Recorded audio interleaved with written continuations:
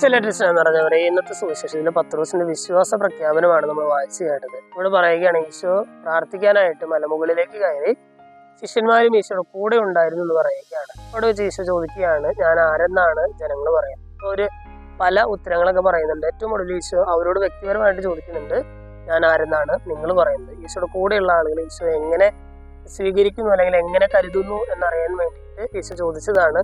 അവിടെ കൃത്യമായിട്ട് പത്രോസിലെ പറയുന്നത് ദൈവത്തിന്റെ മിശിഹായാണ് എന്ന് പറയുന്നുണ്ട്. ഇത് നമ്മൾ ഒരു 2000 വർഷങ്ങൾക്ക് ഇപ്പുറത്ത് ഇതേ സംഭവം നമ്മൾ വായിക്കുമ്പോൾ നമുക്ക് ഇതിന്റെ കൃത്യമായിട്ടുള്ള ഉത്തരങ്ങൾ അറിയാം. എന്തുകൊണ്ടാണ് ഈശോയുടെ ചുറ്റും ഉണ്ടായിരുന്ന അല്ലെങ്കിൽ അവിടുത്തെ അന്നത്തെ നാട്ടുകാരൊക്കെ ഈശോയെ സ്നാപക യോഹന്നാൻ എന്ന് കരുതാനായിട്ടുള്ള കാരണം നമുക്കറിയാം. പൂർവ്വപിതാക്കന്മാരിൽ ഒരാള് അല്ലെങ്കിൽ പഴയ പ്രവാചകന്മാരിൽ ഒരാള് ഉയർത്തു വന്നിരിക്കുന്നു എന്ന് പറയാനായിട്ടുള്ള കാരണം നമുക്കറിയാം. ചിലർ ഏലിയ എന്ന് ഈശോയെ വിളിക്കാനായിട്ടുള്ള കാരണം നമുക്കറിയാം. ഈ പത്രോസ്ലിയ മിശിഹായാണ്, ദൈവത്തിന്റെ മിശിഹായാണ് എന്ന് പറയാനുള്ള കാരണവും നമുക്കറിയാം.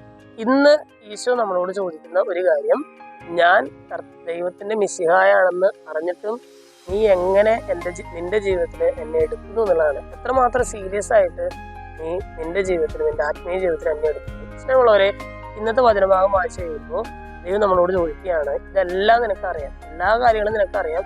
ഞാൻ ആരാണെന്ന് അറിയാം, ഞാൻ ഏകരക്ഷകനാണെന്ന് അറിയാം, ഞാൻ പാപവിമോചകനാണെന്ന് അറിയാം. ഇത്രയൊക്കെ അറിഞ്ഞിട്ടും ഈശോയെ നീ നിന്റെ ജീവിതത്തിൽ എത്രമാത്രം സീരിയസ് ആയിട്ട് എടുക്കുന്നുണ്ട്. സ്നേഹമുള്ളവരെ, നമ്മുടെ ഒരു വിശ്വാസ പ്രഖ്യാപനം എന്നൊക്കെ പറഞ്ഞാൽ ദൈവം നമ്മിൽ നിന്ന് ആവശ്യപ്പെടുന്നത് ആ ഒരു തലത്തിലാണെന്ന് എനിക്ക് തോന്നുകയാണ്.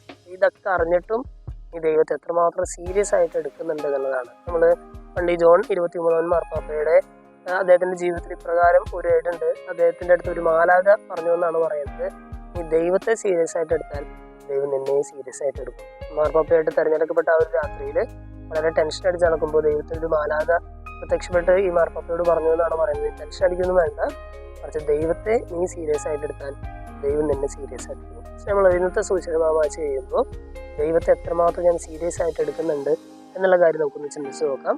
ആവശ്യമായ മാറ്റങ്ങൾ വരുത്താം. ദൈവം നമ്മെല്ലാവരെയും സമർത്ഥമായിട്ട് നയിക്കും.